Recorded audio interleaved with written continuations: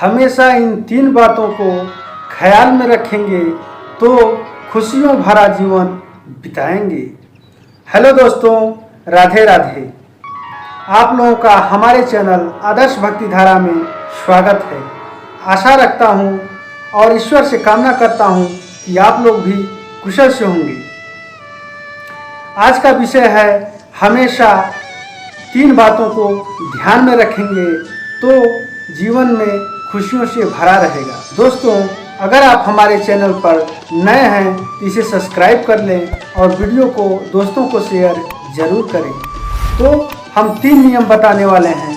पहला नियम है क्रोध में उत्तर मत दें। जब सामने वाले के किसी एक बात पर आपको बहुत क्रोध आता है या अन्य किसी कारण से भी उसके ऊपर क्रोध आता है, उस समय आप जवाब मत दें, क्योंकि अगर आप क्रोध में हो उस समय अगर आप जवाब देंगे तो हो सकता है कि आप भी कुछ कड़वे शब्द का प्रयोग कर दें। जब आप कुछ कड़वे शब्दों का प्रयोग करेंगे तो बात आगे बढ़ जाएगी, और जब बात आगे बढ़ जाएगी तो वह झगड़ा का रूप ले लेगी। इसलिए क्रोध में उत्तर ना दें।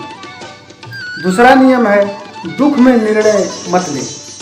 किसी बात को लेकर अगर आप बहुत दुखी हैं, डिप्रेशन में हैं, तो 95% यानी माने 95% वह निर्णय और दुख का कारण बनता है। इसलिए दुख में कभी निर्णय मत लें। तीसरा नियम है आनंद में वचन मत दें। किसी के साथ जब आप बहुत खुश होते हैं, बहुत ही आनंदित हो जाते हैं, चाहे वह दोस्त हो, चाहे वह रिश्तेदार हो, पति हो, पत्नी हो, भाई हो, बहन हो या अन्य कोई भी हो, तो कोई भी वचन ना दें। चाहे वह धन की बात हो, चाहे किसी वस्तु की बात हो, किसी प्रकार का भी वचन मत दें। क्यों? क्योंकि जब आप वचन दे देते हैं और वह वचन पूरा करने की बारी आती है तो आपको बहुत ही दुख का सामना, बहुत ही कष्ट का सामना करना पड़ता है।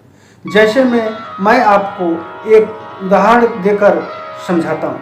रामायण काल में महाराजा दशरथ हुए, श्री रामचंद्र के पिताजी। उनकी दूसरी पत्नी कैकेयी, महारानी कैकेयी ने महाराज दशरथ से 2 वर मांगी। पहला राम को 14 वर्ष का वनवास और दूसरा भरत को राजगद्दी। तब महाराज दशरथ को बहुत ही तकलीफ हुआ और इतना तकलीफ हुआ कि उनको अपना प्राण त्यागना पड़ा।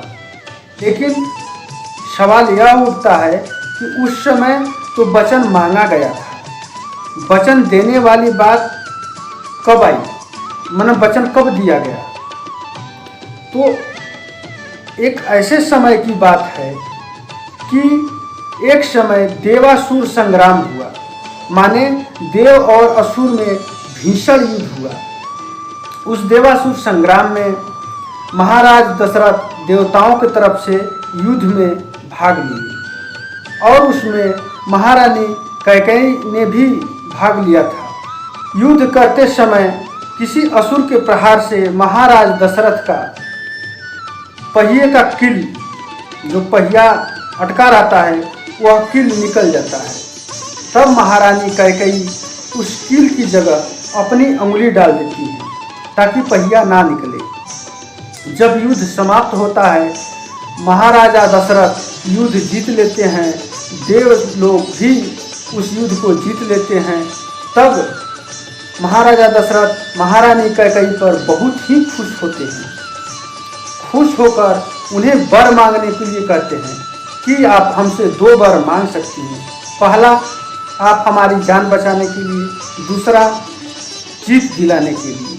तब महारानी कैकेयी बोलती हैं कि वर रहने दीजिए, अभी किसी और इस समय कोई आवश्यकता नहीं, कभी और मांग लूँगी। वही वर महाराजा दशरथ से उस समय मांगी जब श्री रामचंद्र जी राज्याभिषेक होने वाला था। उस समय महाराजा दशरथ ने वह वचन देकर अपने प्राण को त्याग दिए। तो तो ऐसी स्थिति उत्पन्न न होने दो दें दोस्तों। हर हर महादेव। राधे राधे।